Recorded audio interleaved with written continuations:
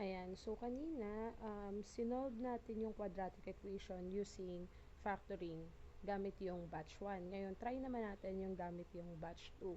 So, let's say, ang given quadratic equation mo is x squared plus 6x minus 16 is equal to 0. So, same process, identify mo yung sign ng ating last term or constant term, which is 16. So, ang sign niya is negative. So, ang gagamitin mong keyword is yung batch 2 kasi negative yung 16. Tandaan na ang tingin ay sa huling term or dun sa ating constant term. So, batch 2 keywords is or are negative, minus, unlike sign. So, number na kapag pinag-times ko 16, pag pinag-minus ko 6, since yun yung ating keyword, minus. So, lista rin natin ulit yung mga factors ng 16. Ano yung mga factors ng 16? Meron tayong 16 and 1. Meron tayong 4 saka 4. Then, meron tayong 8 saka 2. So, 16 times 1, 16.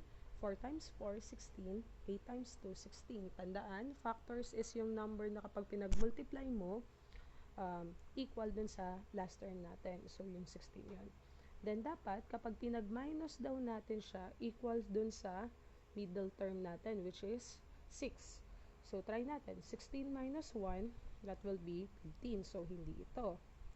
4 minus 4, that will be 0. So, hindi rin ito.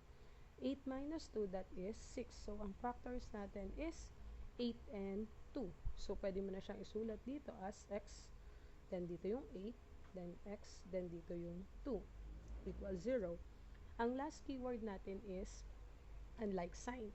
So, ibig sabihin, yung sign ng 8 at 2 ay isang positive, isang negative. Ngayon, ang tanong dyan, alin yung positive, alin yung negative? Titingin ka palagi sa middle term. Para malaman yung sign, ang tingin ay sa middle term. So, ang middle term mo ay positive.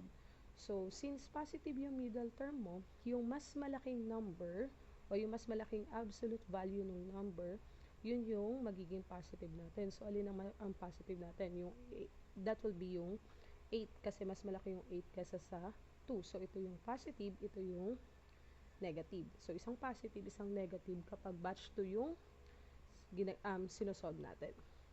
So, from here, ganun ulit, we will have x sub 1 plus 8 is equal to 0, saka x sub 2 minus 2 is equal to 0.